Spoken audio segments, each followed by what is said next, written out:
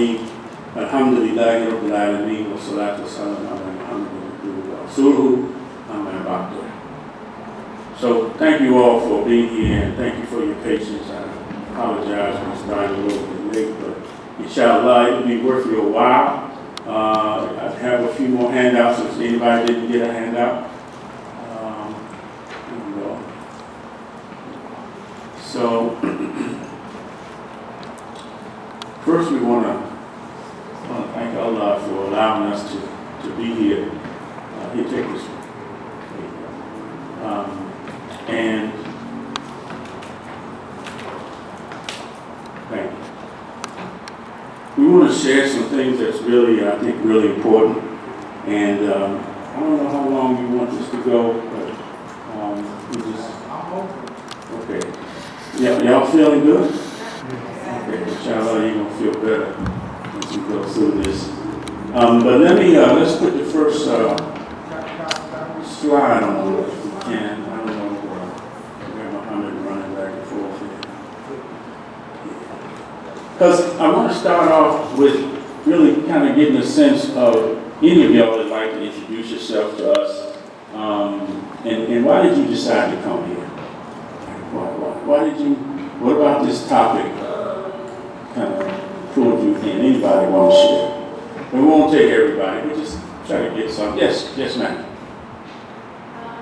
The speaker is not, is that speaker on? Because it's not sounding. Is the speaker working? Yeah, I got you. Okay.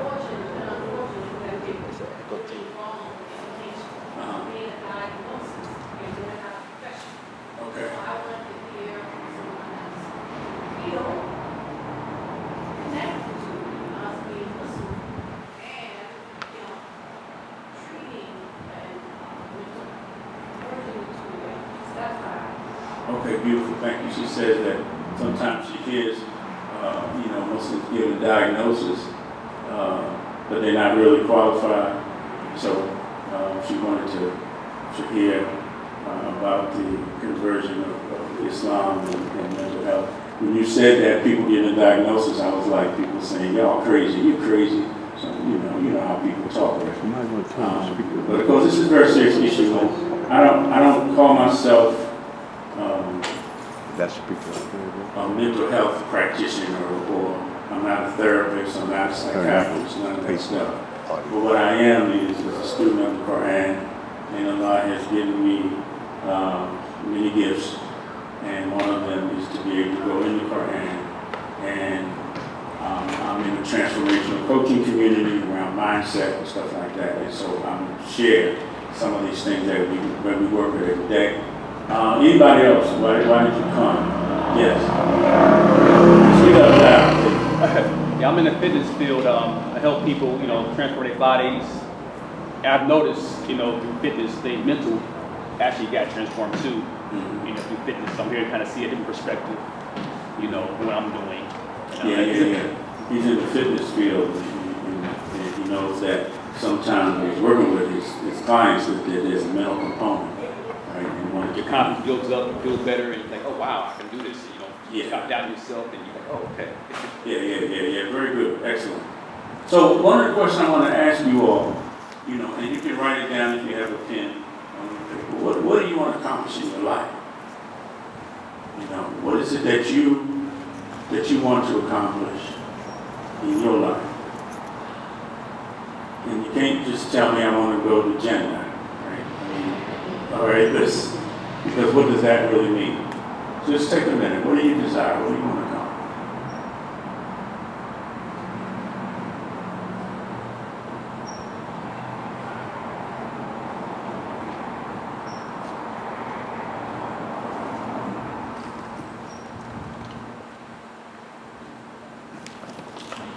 I wonder, Muhammad, is there a way that laptop could reach over here and I don't have to keep asking you to run it back and forth? Not long enough. We'll have an HDMI on that one. But he's gonna You gonna help me out? Yeah. Okay, thank you. All right. Couple of answers. Anybody want to share? What'd you write down? Thank you. So, something like that I want to desire to accomplish in life is just to be able to maintain like a peaceful state of mind through like every phase of my life. So, Not just right now, but as I get older, transition to different roles as far as family and stuff like that. So, Make another. okay, he wants to maintain a peaceful state of mind. Yes, sir. I feel kind of similar. I feel like throughout life I want to feel fulfilled and satisfied. I also feel like I'm living my life in a way where things happen, with my friends, with my community, just kind of feeling like balance and at ease throughout that. Yeah, fulfilled, satisfied, balance, relationships too. I heard you say. Anybody else? One more?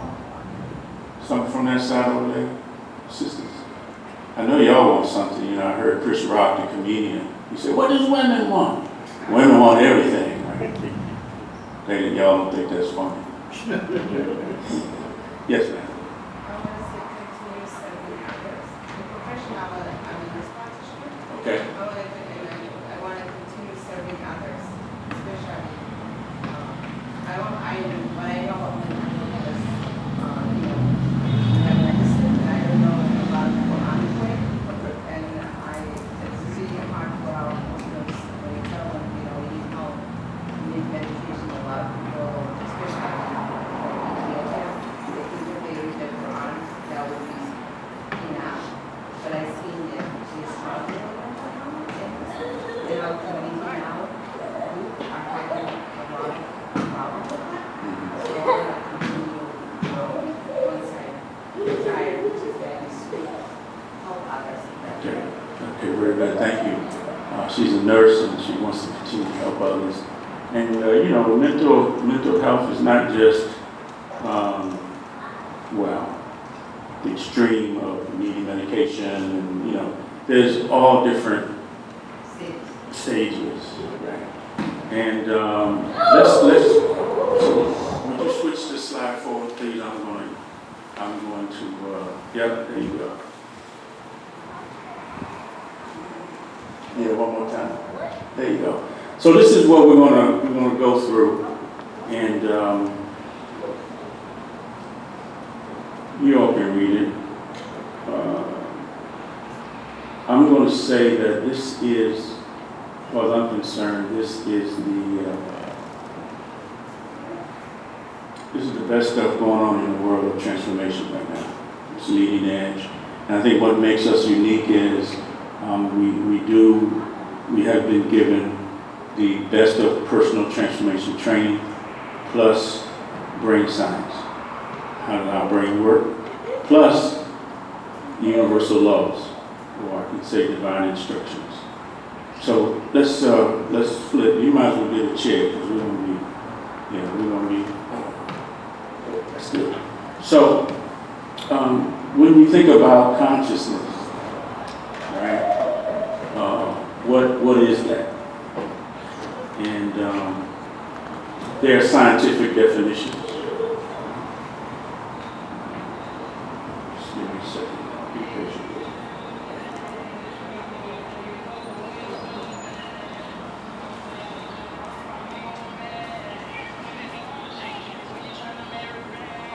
Yeah, so scientifically, this is what you'll see. It has to do with a state of awareness. Awareness of yourself, others. It has to do with attention, what you give your attention to, your intention to. And the next bullet is around senses, self-reflection, perceptions, decisions.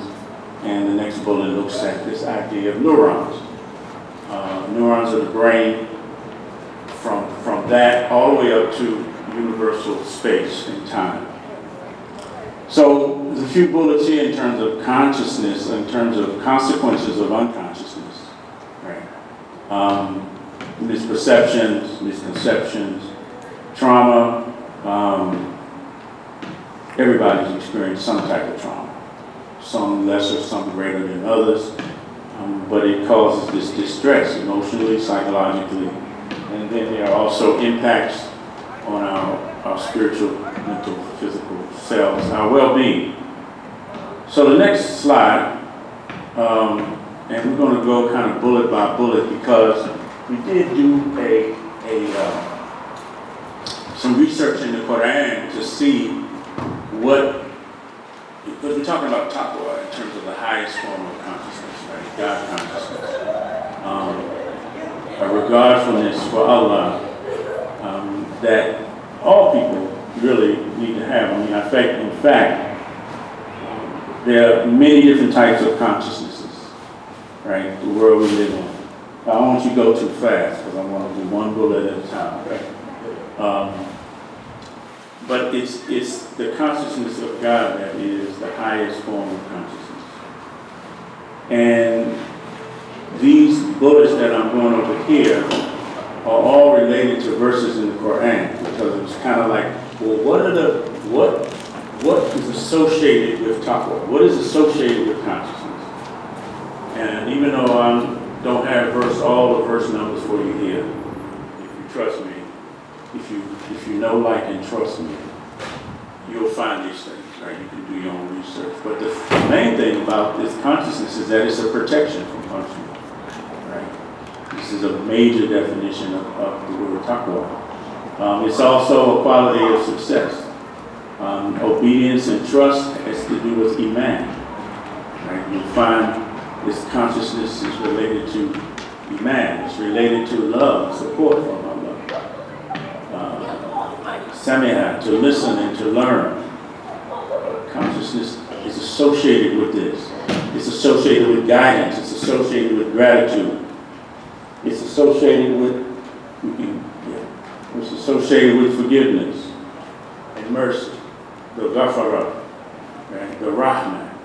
It's associated with aql, understanding and intelligence, right? It's associated with sincerity and truthfulness, which is all, again, part of iman.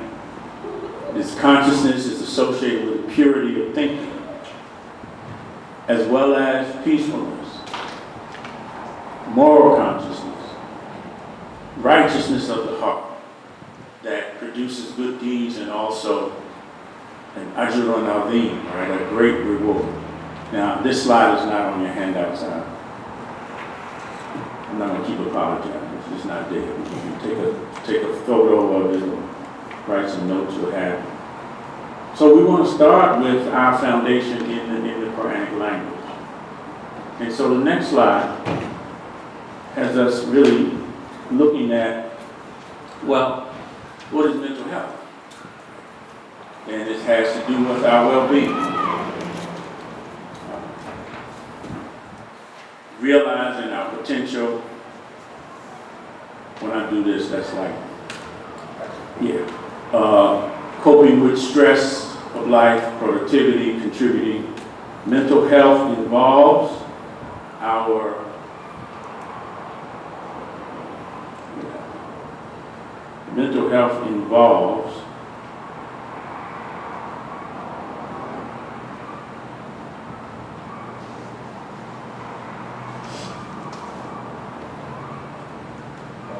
how we think, how we feel, that leads to our behaviors. And it can be positive and balanced, right? Or it can be unbalanced and negative. So when we're thinking about the consequences of mental health problems, it impairs daily functioning. It declines in physical health, difficulties in relationships, impact on our career, social isolation. I mean, we had the pandemic, right? And so we had social isolation, and a lot of people began to get into mental health kind of issues, just being disconnected from people, right? Because we're social beings. Yes? Thank you. I'm going to try to have as much interaction as possible. Like, I'm not planning on just sitting here talking at y'all. So, financial difficulties, risk of substance abuse, self-harm and suicide. Those of you who are involved in the field, you see these things, right? So how many of us have been impacted by any of these things that's up here? Yeah. And if you didn't put your hand up, then you haven't found it out yet. It's probably a sign that you do have it. Anyway. But again, it's gradations of it. It's not, it's not all about depression, although it can be.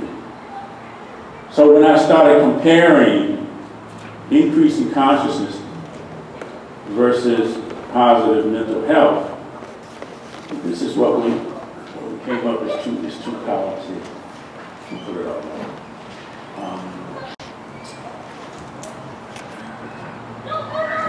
This idea of self-awareness and personal growth, most people that I work with as a coach and trainer, they feel like they should be further along in their life in some way, either further along in their career, or further along in their relationships, or further along in their bank account, further along in their physical health. But they think the problem is they don't have enough knowledge. So what do? They go read another book, right? But that's the false problem. Come on, we got the internet. You got more knowledge than you can assimilate in a lifetime, just about one subject, right? So that's the false problem, but it's also the false solution to just go read another book, because the answers are not in reading a book. What the real problem is, and especially for people, for people, is that they haven't developed that invincible mindset for personal growth. That's the real problem. And so the solution that we offer to that problem is helping people to develop that mindset. Because once you develop the right mindset, I don't care what strategy you have for what you're trying to do. But if your mindset's not where it needs to be, the strategy is not going to work. Definitely not to its maximum potential. So this idea of self-awareness, regulating emotions, suffering, anxiety, and depression, that's the sad thing. Increased consciousness, connect, more compassion, more mercy, right? Fulfill relationships and increase the creativity. Now, when you look at the side on mental health, what do y'all notice between the two? Enhancing resilience, emotional well-being, improve physical health, improve relationships, more productivity. What do you notice between the two lists? Hello? This thing on?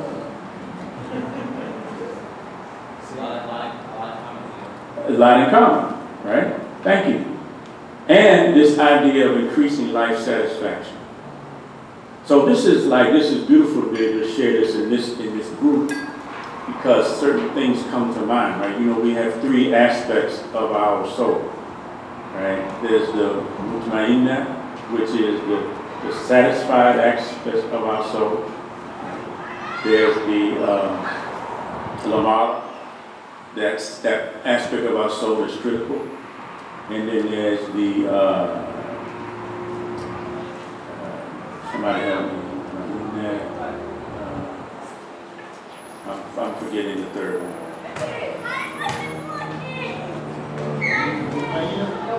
Mutmainna is the satisfied. Lawama, thank you. Lawama is the critical self. And the lamara is the demanding aspect of the soul.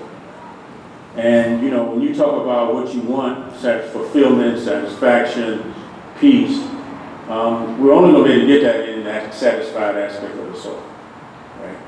But if we find ourselves being critical of ourselves or other people, then we've jumped into the low, right? If we find ourselves being judgmental and being demanding, like my way or the highway, then we've jumped into the lamara. You see it? Yes? Okay. So the thing then becomes, where do we need to be? And I want to share with you all what I think is one of the most important things for us to begin to understand. We're practicing and using it already, but to be able to use it with a consciousness really is what evolves our life. And it has to do with the next slide, the 5 primary drivers. And, our beliefs dictate our destiny. And I'm not talking about religious beliefs. A lot of times it gets down to the beliefs we have about our own self.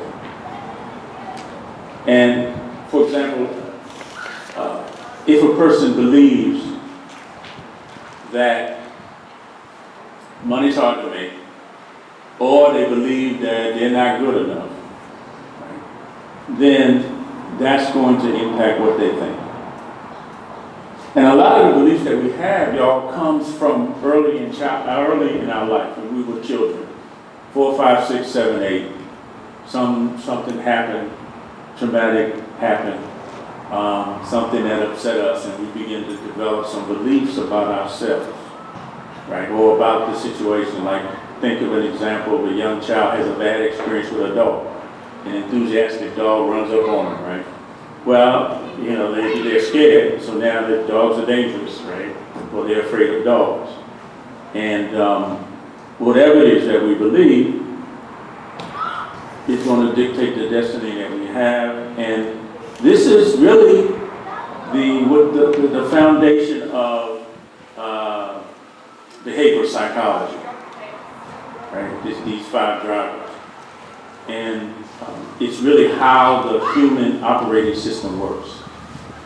What you believe is going to think the same things of what you believe. If you believe you're not good enough, then you're going to have thoughts that when you sit down and do your work, you're not going to do it well enough. Or, you don't know how to do it, or you can't do it, or those thoughts are going to lead to certain feelings, maybe feeling rejected or feeling not good enough. And those feelings are going to lead you to actions, because in the feelings is where the energy is, right? We used to talk about vibes, and you can feel people's vibes. Well, how you feel is directly how you're going to act. And how you act is what the results you're going to get in your life. And those results are going to reinforce the beliefs. Does it make any sense? Okay, thank you.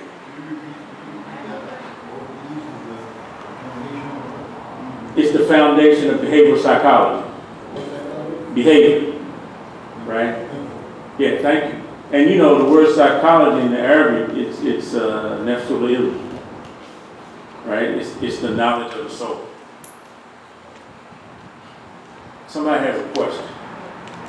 Yes.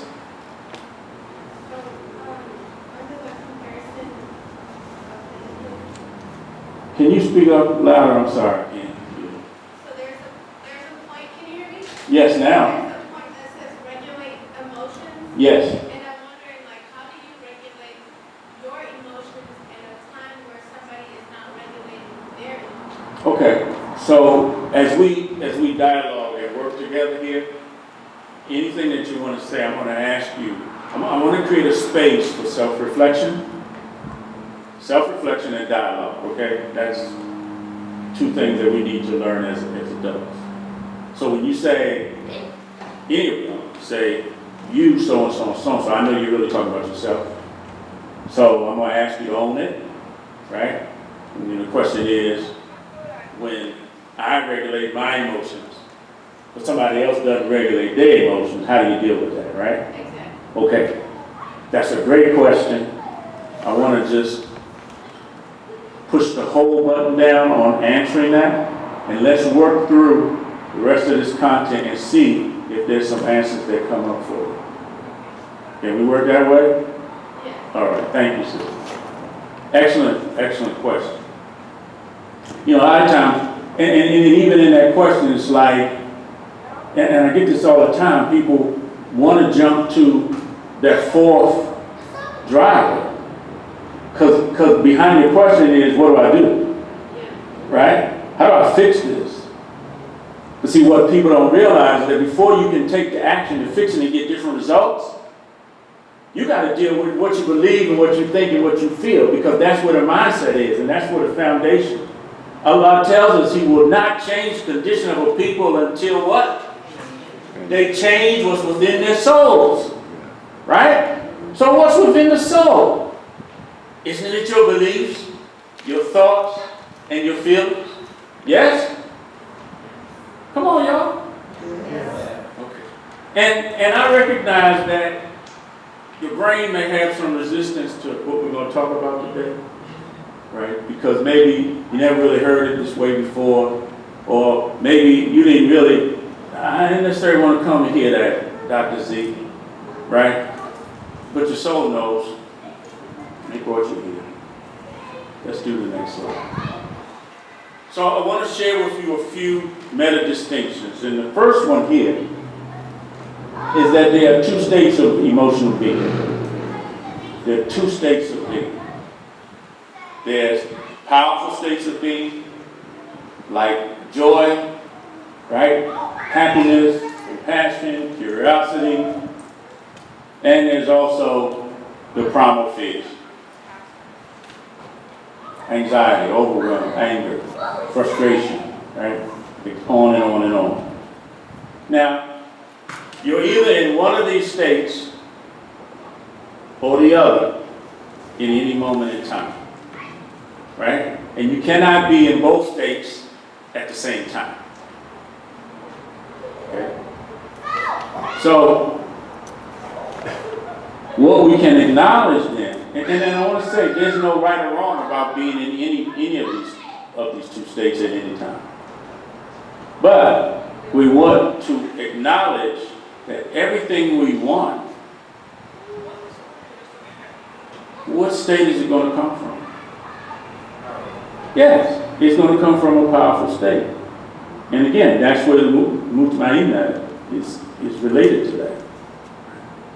So the creativity, the inspiration, the energy, the intuition, the intelligent thoughts and ideas that you need to create what you want in your life, they're only going to come from being in a powerful state. And when you're feeling anything that's putting you in suffering, or you're feeling like you're suffering, or you're upset with something that's not going the way you want it, then you are cutting yourself off from all of that powerful state energy, from the reservoir of infinite intelligence that's here to serve you, right? Through spirit. And you have access to it all the time. Next slide. The next distinction. First of all, are y'all picking up what I'm putting down so far? Yeah? Okay. All right. Thank you. Are you doing questions at the end? Yeah, let's see if we can work through. I mean,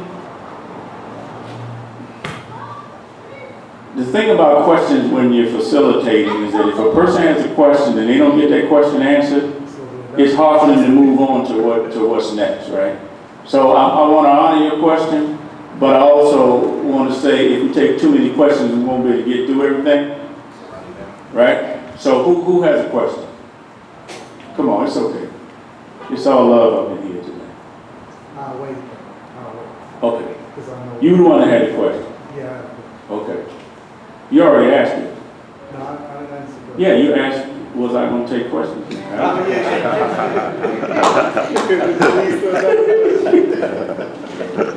It's okay, I had a little fun. Well, if it ain't already, y'all, I'm going to do it either. All right, so, meta distinction number 2, right? Yeah. You know, the suffering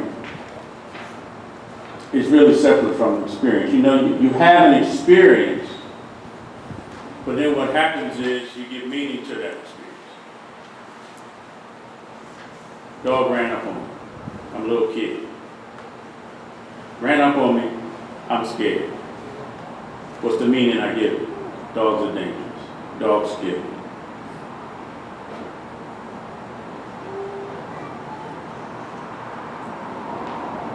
There's a lot of stuff that happens. So, the psychological suffering that most of us experience every day. See, I'm not talking about when an animal takes down another animal out in the wild. That's temporary. That's part of the ecosystem, right? The way Allah designed it certain animals eat other animals. What I'm talking about is the psychological suffering that most people experience on a daily basis. And suffering, it doesn't exist in nature. I mean, think about it, right? Squirrels, yeah, you can take this one still. Oh. Squirrels, they don't run around worrying about whether or not they're going to find a nut. You don't see birds, concerned which way they're flying, are they flying in the right direction? And how deep just popped in my head. If you trust a lot enough like that bird that leaves the nest in the morning and goes out with a belly empty and comes back with the belly full, right? And you don't see flowers comparing themselves to other flowers. Right? That your flower, you're bigger than me, the tree's bigger than no, it doesn't happen in nature, right? So any of that kind of stuff is outside of the hawk. Allah created everything bil haqq with the true reality. And He told us to read, right? Read with the name of your Lord, your God Evolver, who created. Right? So we're not just supposed to read any kind of way. We're supposed to read with the characteristics and the qualities of Allah. And we're supposed to read the creation. That's where the nature is. And so, if we don't see any suffering in nature, then the mankind, human beings, are the only ones in the world that create suffering. In a world where suffering doesn't exist. It's not part of the reality. And when we get in these states of suffering, then we disconnect from our personal power. And it causes these emotions that don't feel good.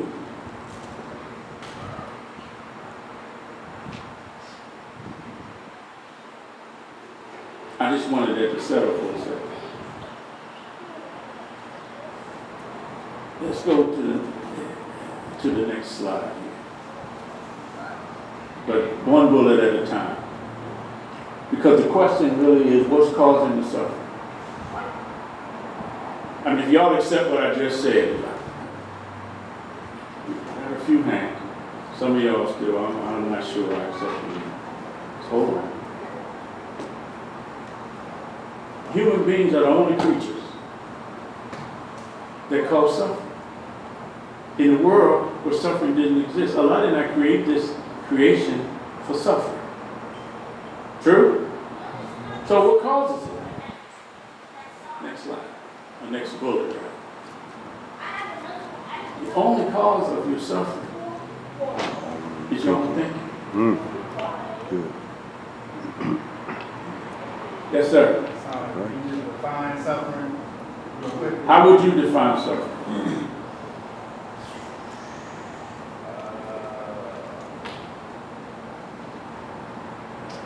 Some type of oppression, some type of debt, something that's lingering that you don't necessarily have full control over. Oppression, debt, something that's lingering you don't have full control over.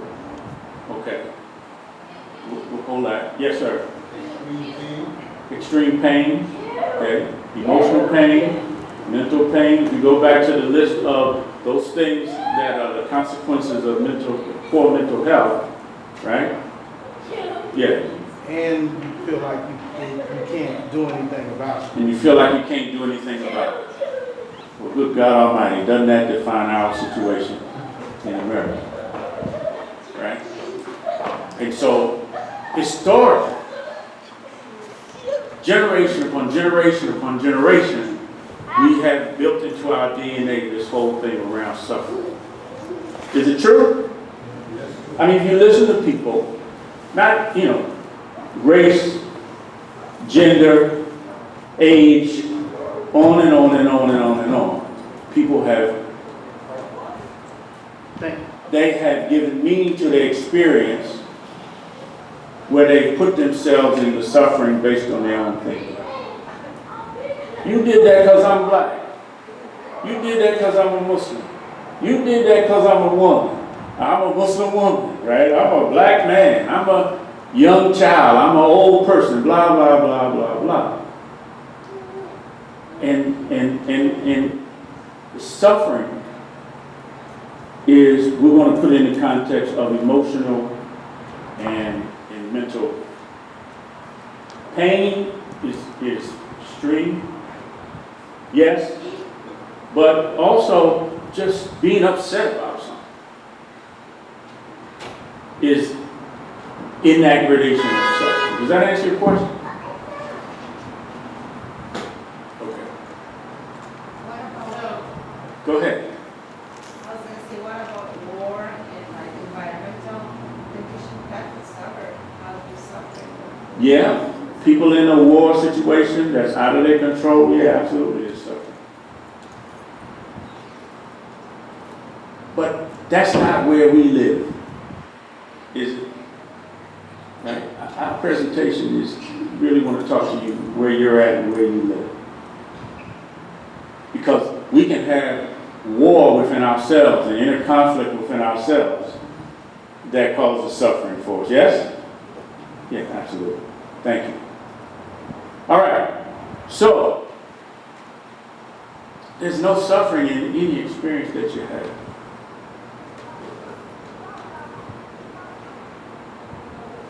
Next word, it's the meaning that you give the experience that causes the suffering.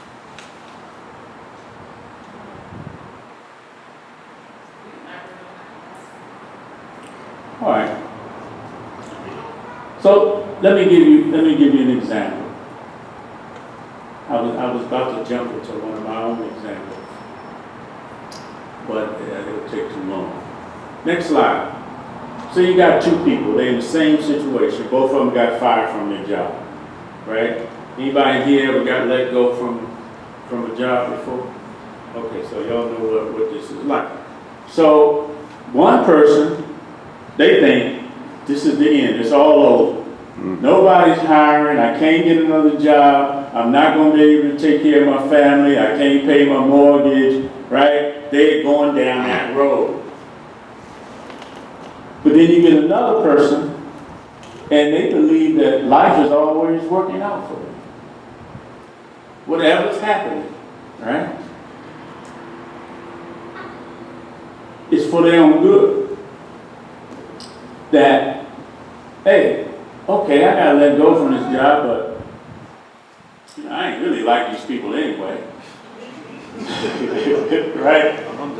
So Allah's giving me an opportunity to go find something better. Maybe even create something extraordinary, right? Because life's always working out for me. Now, which one do you think is more likely to find another job? The first one or the second? Second one. Second one, right? Which one do you think is going to be more resourceful and creative? Right? Inspired. In other words, they're on the side of spirit, the language I like to talk about spirit. We talked about spirit yesterday. Spirit of others. And which do you think is going to have a more enjoyable experience on the journey? Of course, it's obvious, right? But why is that second person going to have a better experience? What emotional state are they in? Huh? Powerful. They're in a powerful state of being. By choice. What I used to say, it's not what happens, it's not what happens to you, it's how you deal with it. Something like that. 5%, 90% is how you choose to respond. There you go. 90% is how you choose to respond. Next bullet. This has been phenomenal. This idea of the brain being a goal-achieving machine. And we were never taught. I mean, look, by God's grace, I've been in every level of schools you can go to. I almost flunked out. I barely got out of high school. Barely got out of McKinley Tech, man. With a C average 2.2. Then I went to college.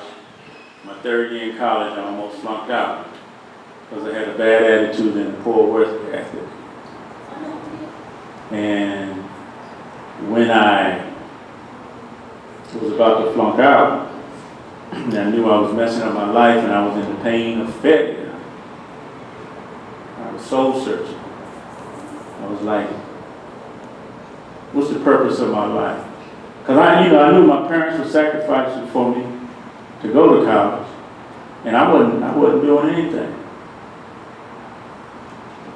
And I knew if I got kicked out, which I was right at the door, that I was going to mess my life up. So I'm sitting on the bed. I remember like it was yesterday, and it was over 40 years ago. I'm sitting at the bed with my head in my hands like this, and I'm soul searching. And I'm saying, what is the purpose of my life? Why am I here? There's got to be more to life than basketball, parties, and girls. I was 20 years old. I told you what my grades were, but my curriculum in high school was basketball, parties, and girls. And I got A's in all those subjects.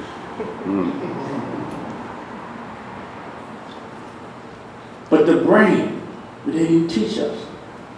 All these levels of school, but they never taught me about the brain. The brain that Allah gave us. And He expects us to use it. It's an Arabic Quran with the expectation that you will use your brain. So how does the brain work? Whatever you put your attention on, the brain will go and bring more of that to you. It's like a Google search engine. You put something in the box, right, and what comes up? All the results that you. That's how the brain works. And a prime example, any of y'all ever got a new car? Even if it was you, it was new to you, right? Probably most people in here. You remember when you got that new car and you drove off the lot? Didn't you see that car everywhere? It seemed like it? Right. Because the brain has something called the reticular activating system that determines what you put your attention on. It filters out 90% of what's happening in the environment and it puts attention on about 10%. So if you put your attention on, I can't find a man or I can't find a woman, then what's the brain going to do? It's going to bring you more of that same stuff. Right? Yes, yes. What did you say? Reticular? Reticular activating system. It's a part of the brain that determines what you pay attention to. And unfortunately, this world we're living in is trying to put our attention on what's false. Even about ourselves. Because Allah made us, Sonny talk, we the best, most excellent creation. Anyway, let's go to the next slide. Meta distinction number 3. Are y'all with me? Y'all with us? We together? All right, thank you. You have some more papers? This is the last one. Thank you.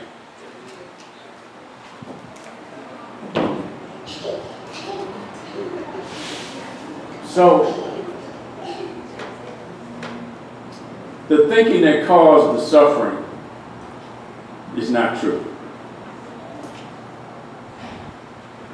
I know the brain will try to make you think it's true because you've been caught up in those 5 drivers for so long, believing something, thinking something, feeling something, acting on it, getting results that reinforce those beliefs.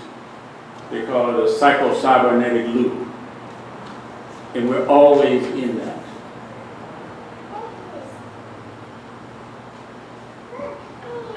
But the truth is, next book, that in every moment, there's an intelligence of life that's working for you.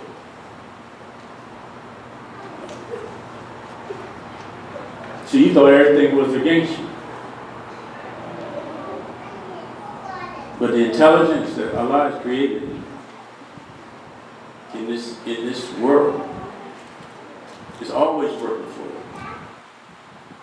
You might call it the qadar of Allah, right? How many of y'all, you had some bad stuff happen to you? What you thought was bad, but then when you got down the road, you saw it was really good for you. Anybody know what I'm talking about here? Yeah. So life is always working for us. But anytime you give a meaning, next bullet, to anything, and you think it's a problem, or you think it's bad, or you think you're bad, then that's going to limit you. And, we've got decades of this, call it limiting beliefs, that's been programmed in us. Limited. I mean, you look, and everything in our society, not every single thing, but you look at movies in Hollywood, why the black guy got to be the first one to be killed? Right? Or, y'all know it's racial stuff in the Constitution, in legislation, in movies, in books, in the commercials. And it's not just about race, it's about gender, it's about ethnicity, it's about religion, it's about. And that stuff programs our brain, and we get caught up in that loop. But the other thing is, the next slide is, understanding that as a human being, there's an intelligent design to you. As a human being.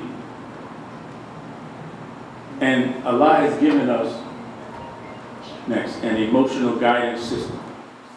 So what we're talking about is related to how the brain works, but it's also related to your nervous system.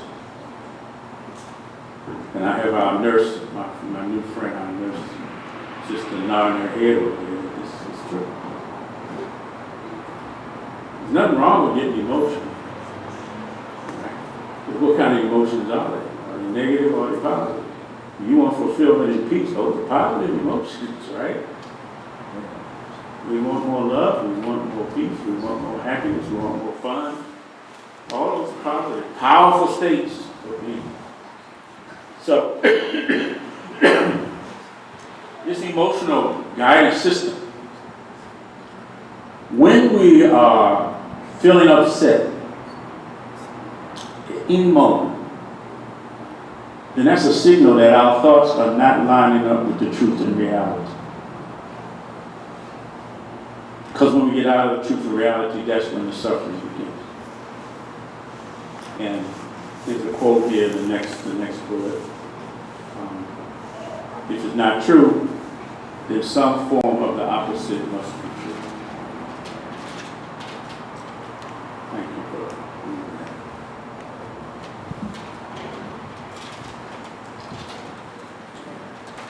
You may say, who's David Bayer? He's one of my mentors and coaches. One of the problems for us is access.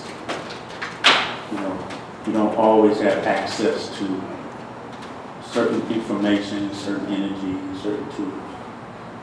It's not nobody's fault, it's just the reality. But, Allah can give it to one, and then that one is responsible or obligated to share with those who are looking. Let's look at the next slide. This is the fourth meta distinction. There's one moment of transformation. And that is the moment when you realize that your thinking is unintelligent.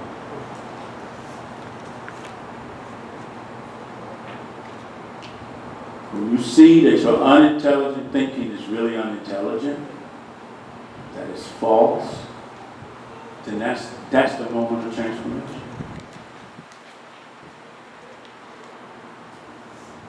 And this is how we can get to real permanent brain change that transforms you out of poor mental health. It transforms who you be, who you are, and what you can create in your life. Because the unintelligent thinking is the logic. It's the falsehood. And the main thing is the thinking about yourself.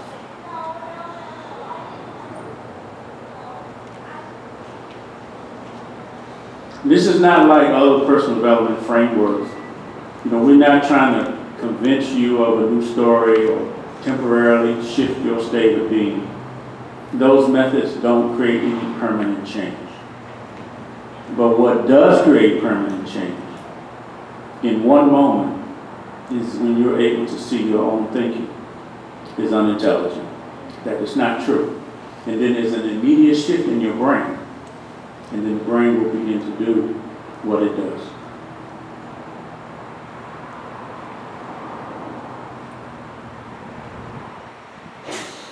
Y'all need an example of that, or y'all you need an example? All right, so we had a client who wasn't making sales calls because she was afraid that she was going to bother people. Anybody in sales in here? I know at least one person. So we helped her see that there's really no such thing as bother. Bother really doesn't exist. I mean, the birds, do they seem bothered? Birds aren't bothered.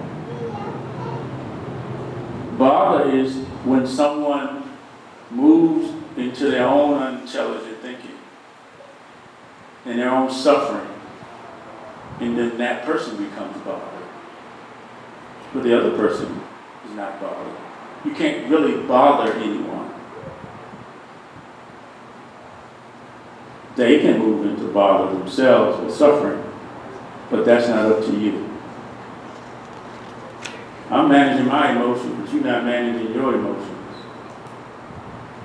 Right? It's a bother.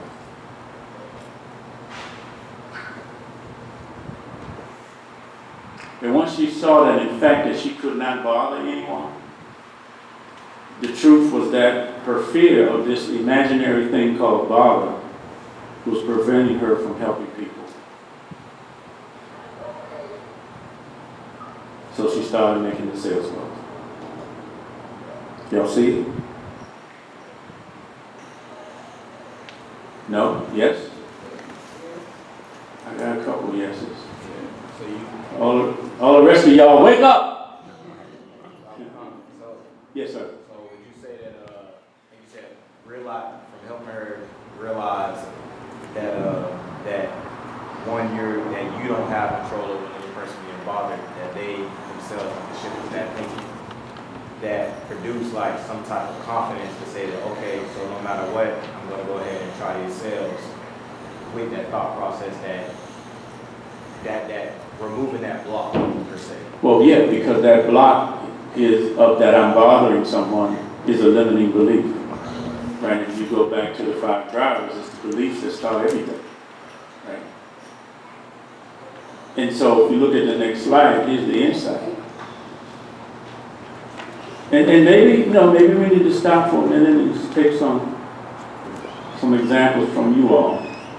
But the truth is, once you see that your thinking is unintelligent, then you cannot unsee it. Can't unsee it.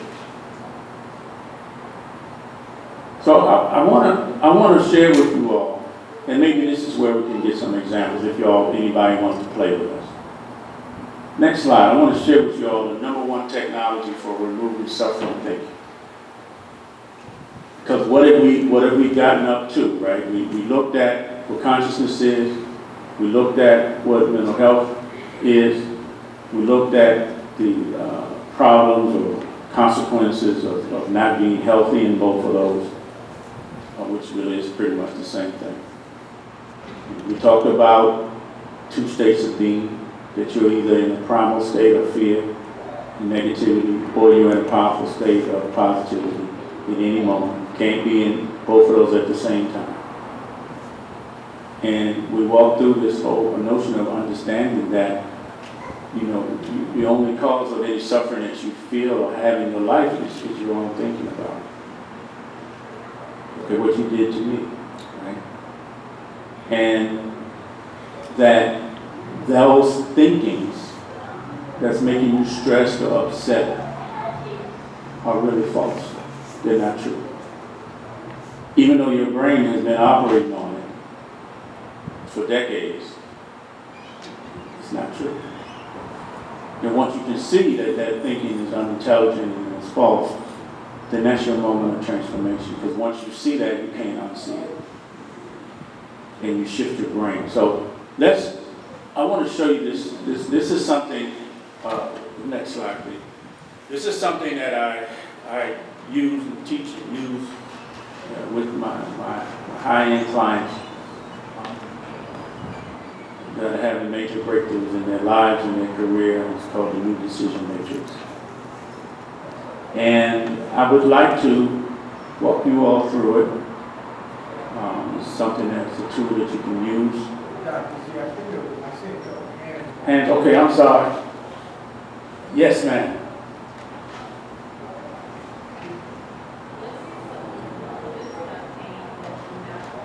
I can't hear you, sister, I'm sorry.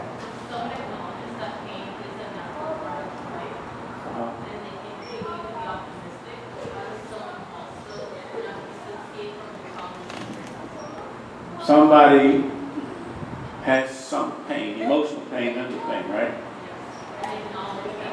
And they acknowledge the pain, right?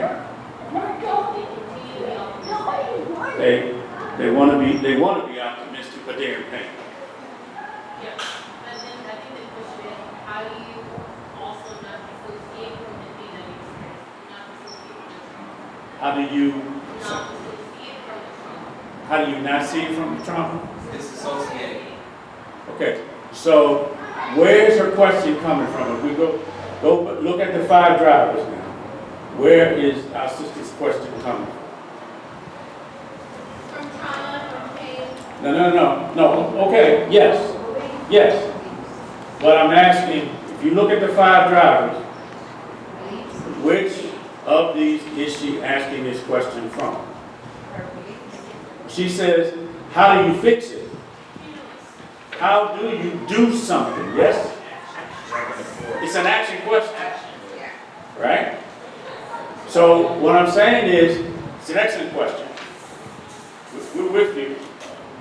And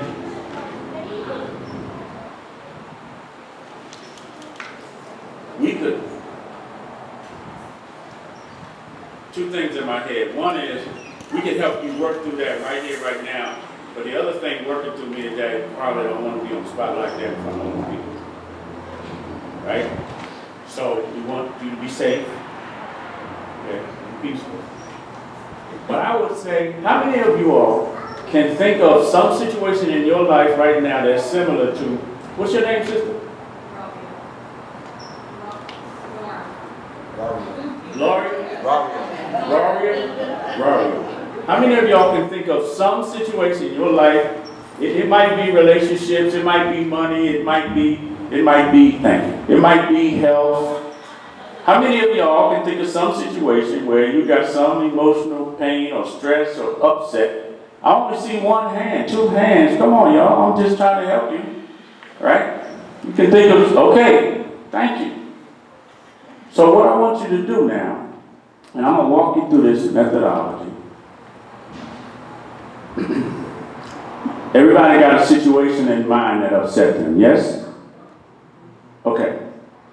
Now the question is, when you were in that situation, when you were feeling that pain, when you had that pain, what were you feeling? What was the emotion that you had in that situation that upset you? Can anybody identify? Take a minute and write down the feelings that you had in that situation that upset you.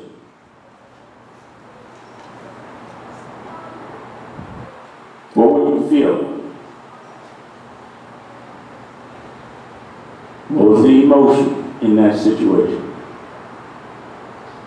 It could be, I felt embarrassed, I felt frustrated, I felt overwhelmed, I felt disrespected.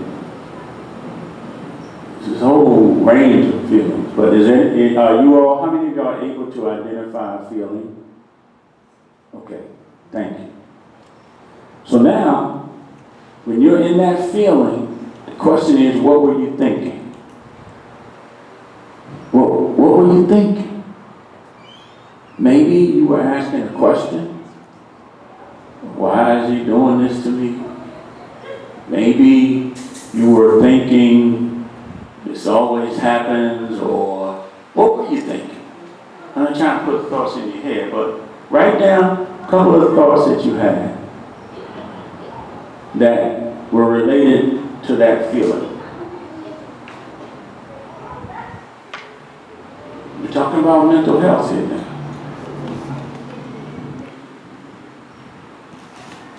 Did you write some feelings down? You had a feeling? Was it a happy feeling like Frank Beverly? It wasn't. Okay. Are you able to identify some thoughts that went along with that feeling? Huh? Yes. Did you write them down? No, it's a lot of stuff. I just Write it down, write it down, write it down. I don't want to miss out speaking about me writing all the time. That's okay. The feelings ain't going nowhere. No, the doctor is doing surgery on all of y'all at the same time. Right? So we want you to work with me. Write it. Write your feeling down. Write your thoughts down and then along. Did y'all get some thoughts over there that were related to your feelings? I got a couple hands. What's up with the rest of y'all? Y'all want to play with us? Trying to help you.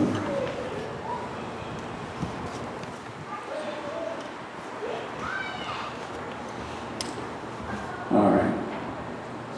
Yes, sir. Alaikum assalam. Just a clarifying question. I don't know if something is a feeling. So like one of the things that came to mind about my own situation, frustration, anger, disappointment. Okay. I understand those three as feelings. Absolutely. But powerlessness, is that a feeling? Yeah. In this powerlessness, he's asking, he had a situation and he had the feelings of frustration, anger, and disappointment. And those are feelings. And then he asked, was feeling powerless. Powerlessness is a feeling. In fact, one of these books that Allah sent through me really looks at 25 different, call them diseased ego energies based in fear, and 25 different spirit love-based energies that are the opposite. Powerlessness is one of them, one of those fear energies, feelings. All right. So the question I want to ask you now is, when you look at those thoughts, what do those thoughts mean about you? And if anybody is brave and courageous, wants to give us an example, we'd be happy to work with you. Is it Abdul Ali. Abdul Ali? Okay. So, and while we're dealing with him, I want you all to think about this question. What meaning are you giving those thoughts about you? Not about somebody else. About you. Okay, you ready, Abdul? Yeah, it was, okay, it was fast. You have a situation, and we don't need to get into what the situation was. It's real simple, but I changed the way I was thinking. It made me feel better. Okay, but now you got a solution. I'm trying to walk you through a process for everybody to see. So, I would do something, and I would get feedback from my kids. Okay. He did something, got feedback from his kids. How did you feel about it? Well, it was, let me tell you the other part, and I got feedback from my wife. And he got feedback from his wife. Both were different, and both made me feel two different types of ways. Okay, so he got feedback from his children, from his wife. Both were different, both made him feel two different types of ways. I want to deal with the part that made you feel bad. Okay. And he said, they made me feel this way. Isn't that what you said? Yeah, and that's how I felt at the time. Okay. Oh, yeah, I got it. Side note, nobody can make you feel anything. Y'all gotta stop thinking somebody has the power to make you feel something. You feel what you feel. Own it, right? Don't try to blame somebody else for how you feel. They're not in your heart.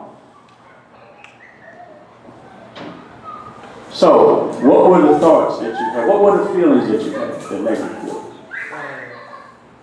For the response from the kids, from the feedback. I just want to know the feeling. Okay, you felt appreciated. Nah, I want the negative stuff, man. Don't give me the all the positive stuff. I don't want both. I only want the part that puts you into suffering. Unappreciated. Okay, what else? Oh, that was the main thing that came to my mind. See, I should go back to my brother over here who's angry brother. But I'm gonna stay with you. So you felt unappreciated. I gotta be there. I'm just saying, that's what you said. Because the TV told me so, right? Program. Okay. Y'all still with me? All right. So, what were the thoughts that you had when you were feeling unappreciated? I did ask myself, why? Why did I feel it? Why do I feel unappreciated? Why what she said made me feel it? Okay. What else were you asking or saying, thinking? That was the main thing, because I was just stuck on it. And Okay. it was in the middle while I was still doing something. Okay. That gave me the response. Are the rest of y'all able to think about what thoughts you had when you had those feelings? Okay, usually the last time I did this, I had somebody come up front and we did this thing in front of everybody. But I got some feedback from my wife. She said, don't do that because while you're dealing with that one person, you're leaving everybody else out. So, follow the instruction. And I'm trying to serve everybody if you're still with me. Y'all with me over there? Okay, thank you. All right. So, why do I feel this way? I'm feeling unappreciated. What kind of feelings, and I'm going to ask the rest of y'all help us, what kind of other feelings might a person have if they're feeling unappreciated? Because one feeling has other feelings that come along with it, right? It's not just an isolated feeling. And some of us are more thinkers than we are feelers, right? We got some thinkers in here, right? It's like if you have a feeling, you better write it down because you don't get feelings that often. You get them, but you don't acknowledge them. You're more in the logic, left brain kind of thing. But what other feelings might go with feeling unappreciated? Anybody? Anger, okay. Resentment. Feeling worthless. Okay. Tired, okay. We're not saying that you felt any of those. Okay, so we got another range of emotions. And so, what? Yes, ma'am. One of mine was unappreciated too, so disrespected, powerless. Okay. And I heard somebody say anger, frustrated. Okay, so unappreciated, disrespected, anger, frustrated, all those other things that you all said are in the field now. So a person that might be feeling these things, what might they think? What kind of thoughts might they have? Abdul only had one. Why am I feeling this way? Why is she making me feel this way or whatever? Yes, come on. Well, when this happened, so just to give the gist, I had to end a friendship with someone that I value that relationship, but there was an aspect of that friendship that wasn't allowing me to move forward. Okay. And I knew, so I made a decision that it was the right decision, it was out of my will, but I just had to get through those feelings that I was having. Okay. That's how, what I was So- doing. I just got to get through it. So I want to come back to those feelings and not to the outcome and the solution and how you dealt with it down the road. Okay? Because I want to work you through this methodology. It's a powerful methodology. If you all get it, it can change your life. Right? But I want to jump to the results. So when we are in these feelings, related to unappreciated, what were some of the thoughts that might go along with that? Yes?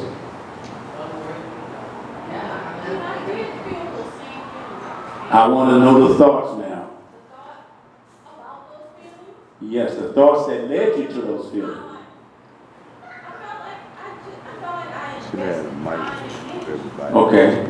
into a relationship. Okay. And I didn't feel like I was appreciated by this person. I felt unappreciated and I thought that I had invested into this relationship. Maybe I thought I wasn't getting what I deserved in return and other kinds of thoughts that go along with that. We're just on the thoughts. And what I'm doing is taking y'all back down to 5 drivers. If you notice, we started at a situation and the action, how you felt, what you thought. Yes, ma'am. For me, some of my thinking was my blackness is needed. Okay. And then I'll be stuck. And so those were some of the things that I was thinking. So I was thinking my blackness is hated, that I'm stuck in this situation. Yes, ma'am. So, for me, when you get to that point, it's like when you are thinking back into yourself. So when someone does something or whatever it is, and it's basically, I'm not worthy, I'm not loving, I'm not. Come on. I'm not, there's something wrong with me, and that's Yes. why this is happening to me. So it's all, then you take it in, then you're not worthy, you're not. Then I'm not worthy. You're not worthy, you're not being. Not you. I want you to own it, love. Yes, I'm not worthy of whatever is happening. I'm not worthy of someone's love. I'm not worthy Yes. of them being nice to me. Oh. Gentle. I'm not worthy of them being honest and honest and doing the right thing and walking and all that stuff. Beautiful. Then it becomes like, that I'm the one who's injured, I'm the one who's. Yes, I got you. Thank you for pouring that out, right? You wanted to release that for a long time, right? So here's the thing. I want y'all to write that, because everything that you said are really beliefs that bring you to think what you thought, and those thoughts brought you to feel what you felt that led to the action and the results. Can you see it? So I want you to write down those beliefs. And I want the rest of y'all to write down whatever beliefs that's coming from your thoughts, or that's igniting your thoughts. I'm not worthy. I'm not good enough. I don't deserve better. I can't do it. Those are the kinds of things. And we're going to try to wrap this up. I don't have time to wrap this up. Okay, well let's do what Allah is calling us, because we want to do some healing up in here. Write down those beliefs about yourself that are related to those thoughts. You just gave us a great list. Yes, sir. Yeah, I was gonna say, when you put that same under the limiting beliefs. Well, I want you to identify them first, and then yes, you're a step ahead of me. And that doesn't mean I'm slow. Everybody able to find a belief or 2 or 3? Did you write them down? Okay. So you can put those beliefs, and actually, if you look at the next slide, I got a list of limiting beliefs. So if you didn't find something from the way we're doing exercise in your thoughts, look at this list on the next slide and see which of these resonate with you.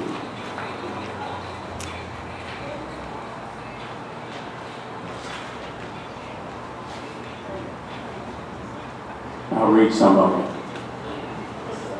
I'm trying to do something new. I suck at this or that. I'm not good enough. I might do it wrong. Others know how to do it better than me. I don't know what I'm doing. I don't know what I want. I can't do it. I have no idea. I'm just not lucky. I can't be happy until he or she changes. I'm feeling some energy around that one. Any of these. I am powerless. I'm a victim. I devalue myself. I don't want to make a mistake. I got a bunch of typos on this thing. So anybody, how many of y'all found some limiting beliefs, either from what you wrote before, from your thoughts, or from the list? Come on, I want to see your hand. I just want to know who's still with me, who's still playing with me. Okay, good, excellent, good for you. So now, put 2 or 3 of those in the left-hand column of limiting beliefs. And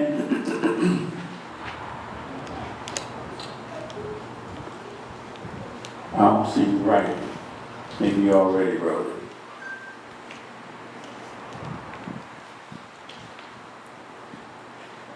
Okay. Did y'all write it in the left-hand column? Crickets. All right, thank you. Now, when you look at those limiting beliefs, on a scale of 1 to 10, 10 being the highest for your feelings around those limiting beliefs, what number would you give? 10 is the highest, 1 is the lowest of your feelings about those limiting beliefs, of your energy. What number would you give me? 1 to 10. 10 is the highest. And I'm asking you, when you look at those limiting beliefs that you wrote down, what number would you give in terms of your energy? 7. 7? Anybody else got another number lower than the 7?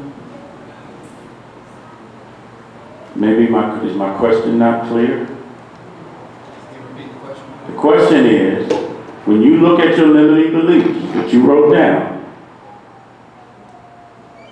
between the number 1, the lowest, and 10, the highest, what number would you give around your feelings around those beliefs? So the energy. Is your energy high, 8, 9, 10, or is your energy low, 2, 3, 4? I just want the number. It's high energy, the good end, and low energy. High energy is 10 or close to 10. Low energy is closer to the 1. You all leave with 7. This is positivity in the No, house. no, I was wrong. I did, my 7 turned to a 3 once they clarified. Okay. Yes. Thank you. Don't let that negative. And we want you to know that we appreciate I you. got spiders in little eyes. All right. This is important, though, to see what limiting beliefs do to your energy. They bring them down. Right? Primal fear, suffering. So now, if it doesn't feel good, right? Okay. And if it doesn't feel good, would it be true or would it be false?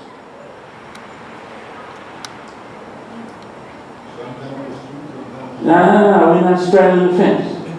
Because ain't no half truth, middle truth. It's either true or it's false. And your emotional system is telling you it's false. And in my situation, immediately after she kind of went in on me about, because she know the whole situation. She was like, you got to completely reframe this. First off, the lie's in control. And that changed the whole Yeah. for me. Yeah. But beyond that, it was like, oh, actually in this, I do have power over what I can control in this. And what's outside of that, I understand that, and that's good in terms of solution and down the road. But we're right in the middle of this process, right? And what I'm trying to get you to see is that those limiting beliefs that you have, and these aren't the only ones. And this is not the only situation, because the way you do one thing is the way you do everything. It's going to show up somewhere else in your life, right? So, limiting belief, it doesn't feel good. Can we agree that it's false if it doesn't feel good? Thank you. So if it's false, then is it intelligent thinking or is it unintelligent thinking? It's unintelligent thinking. And if you can grasp and own that those limiting beliefs that you've been operating off of, they're false and they're unintelligent, Yes? Did we just agree that that's the truth? Yes. So now you're at a moment of transformation. Because all you have to do now is answer this question. If those things are false, then what is true? Yes. 99% of the time, the opposite is going to be true. So in the second column, I want you to write the opposite statement.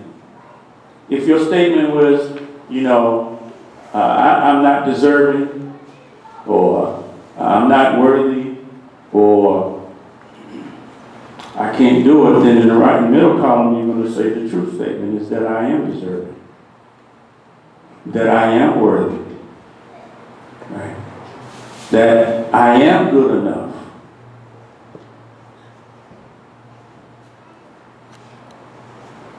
So write that in your middle column, the opposite, the truth statement about you.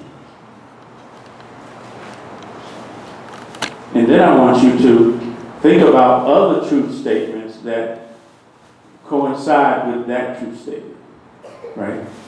So for example, if it's, you went from I'm not good enough to I am good enough, then you could add, I am good enough because I am what? Finish that sentence, write another truth statement about yourself. I am intelligent. I am competent. I am capable, right? I am beautiful. Come on, y'all know y'all are beautiful. Own that, right? Because that's how I made you. I am loving. There's two things about the nature of women that I think. One is love, pure love. Second, y'all beautify everything. See, for me, if I just got I won't say it that way out here. I don't need much. Just put it that way. But y'all beautify everything. We love that. Don't we, fellas? Yes, sir. Absolutely. Okay. There's some people, they teach affirmations like Louise Hay. There's a lot of stuff on positive affirmations, but we're going to go beyond positive affirmations. I'm going to tell you why. We're going to go to this third column because we want to ignite the brain more strongly, more powerfully by looking at the evidence. So the question for the third column is, what is the evidence that proves that those truth statements are true?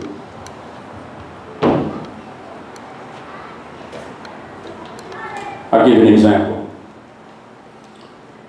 And we're almost done, y'all. Food here, we got to eat it while it's hot.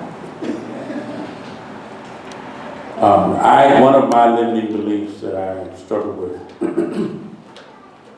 was I'm not good enough. Beliefs are hard to get your hands around, but we make decisions all the time. So if you begin to think of your beliefs as decisions, like you said, I decided, right? I decided I am good enough. And I am intelligent. And I am competent. I am capable. I wrote many true statements about myself. But then I asked the question, well, what is the evidence that I am good enough? And I had a coach help me walk through it. It's like, okay, you've been blessed, God bless you, to earn a doctorate degree. Only 2% of the population have doctorate degrees. Isn't that evidence that I'm good enough? And I started thinking, you got to spend some time thinking about the evidence. It doesn't just pop up right away because your brain has been operating off of all of that other stuff. So you have to sit with this part. Well, I've been married 44 years. I'm good enough. I coach people. I've got clients having breakthroughs. I'm good enough. Allah blessed me to teach Arabic Quran for 30 years. I'm good enough. Right? I start building all this evidence. I want you all to think about the evidence that proves that your statements are the truth. Because now your brain is going to go into gear and start bringing you more evidence about the truth about you. Because this middle column is dealing with the hawk. It's dealing with the truth. And truth comes and knocks the brains out of falsehood. But you got to get the evidence to prove to yourself that what's true about you is true about you. Because you've been operating off of what's false. I had a young lady, she's 48 years old. She told me when she was 8 years old, in her family, they told her that she was ashamed on the family. And that she wasn't worth nothing. 8 years old. And I can look at her life, the things we talked about, and see how that belief and the thoughts that followed and the feelings that followed and the action and the results that followed were all tied back to that. From incident after incident after incident. And I'm telling you, Allah is my witness. If you use this methodology consistently, because what you're doing, you got to disconnect those neural pathways in your brain for all that false stuff. You got to disconnect that. And then you got to create new neural pathways in your brain for what's true about you. And if you do it enough, your brain's going to change and it's going to begin to do things. Things will start to come to you. Coincidences will come to you. Synchronicities will come to you. You'll have new ideas and new thoughts that's in line with what you want to produce. Because you're operating from a powerful state. Right?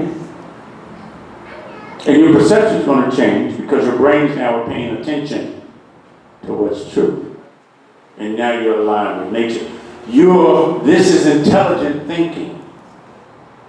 And when you start thinking intelligently about the truth about you, you plug into the infinite intelligence that's here to serve you.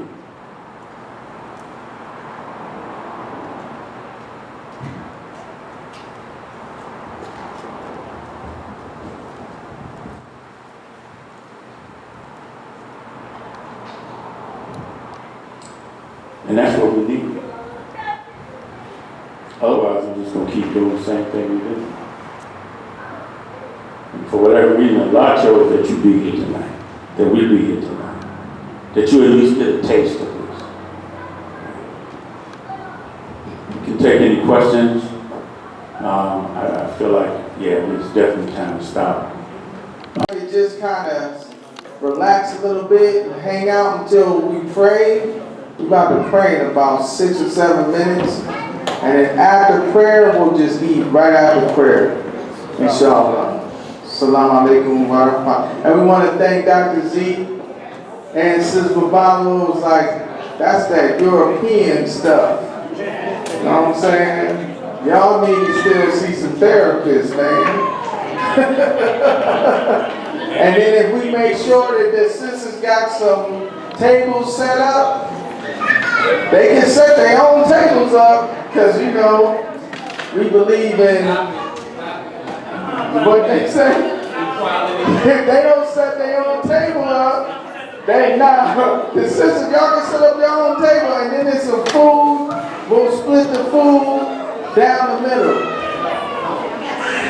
Oh, and if you want to come up and talk to the Dr. Z and ask some questions before we pray, that's fine.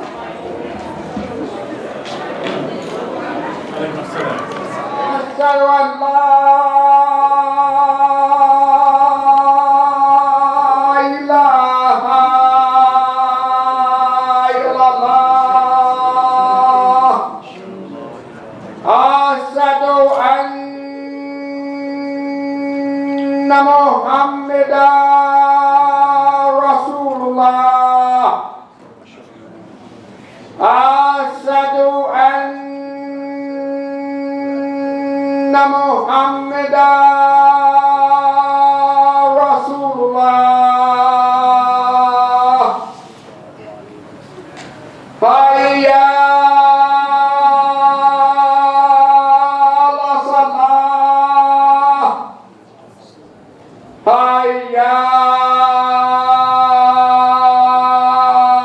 ala salah,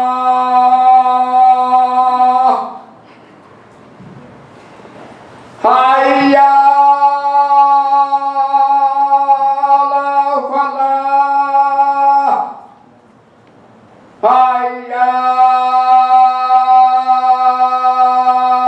ala falah.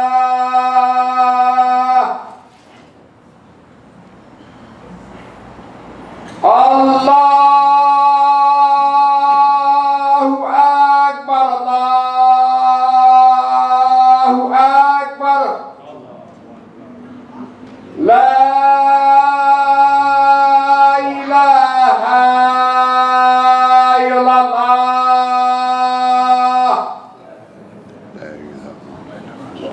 Akbar. Asyhadu an la ilaha illallah. Asyhadu anna Muhammadan Rasulullah. Hayya ala salah, hayya ala falah. God coming to salah, God coming to salah. Allahu Akbar, Allahu Akbar. La ilaha illallah.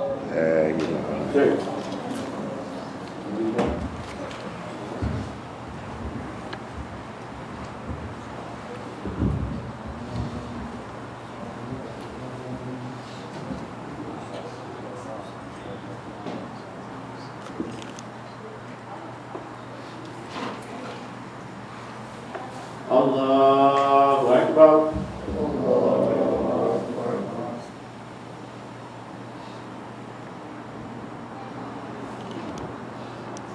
Bismillahirrahmanirrahim.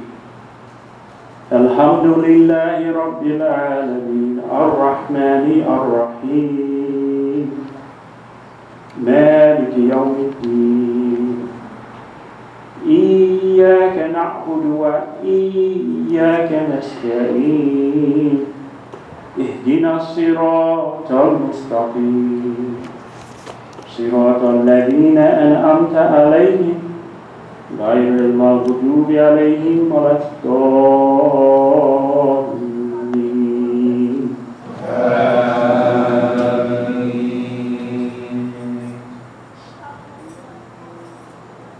بسم الله الرحمن الرحيم.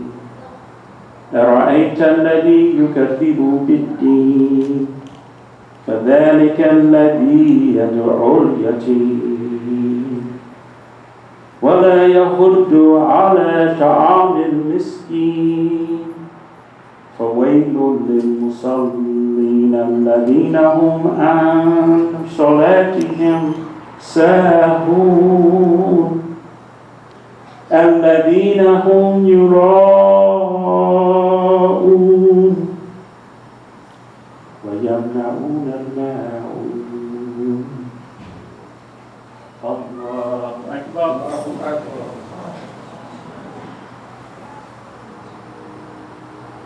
سمع الله حمده. الله أكبر.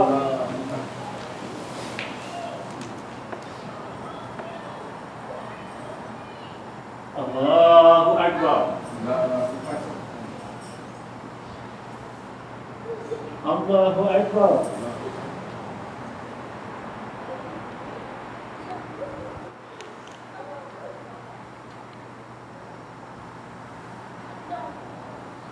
الله أكبر. بسم الله الرحمن الرحيم. الحمد لله رب العالمين الرحمن الرحيم مالك يوم الدين إياك نعبد وإياك نستعين اهدنا الصراط المستقيم صراط الذين أنعمت عليهم غير المغضوب عليهم ولا الضالين.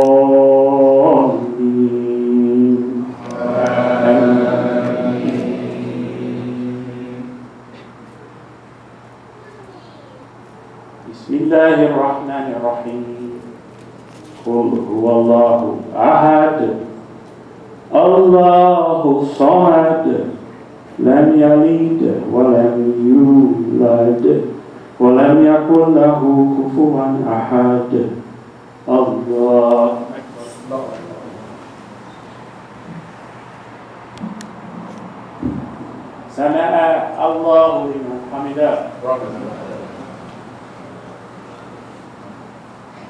Allahu Akbar.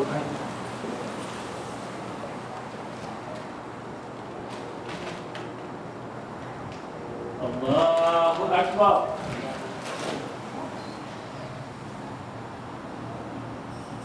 Allahu Akbar.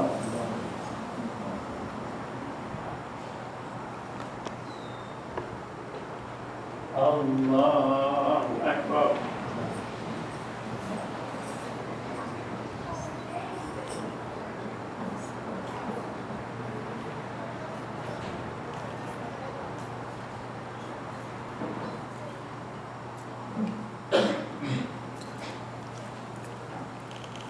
Allahu Akbar.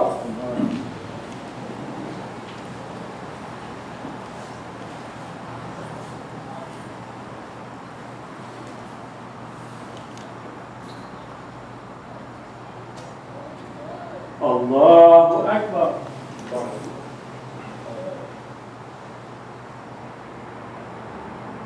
Sami'a Allahu liman hamidah. Allahu Akbar.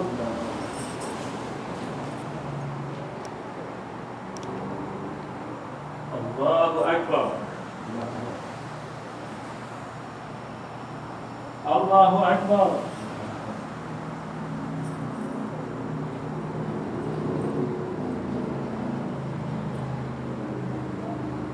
Allahu Akbar.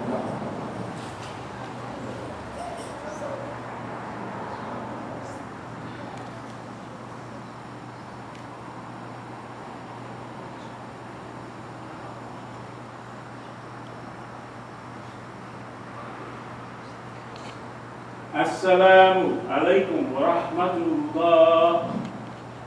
Assalamu alaikum warahmatullah. Assalamu alaikum warahmatullah. Assalamu alaikum.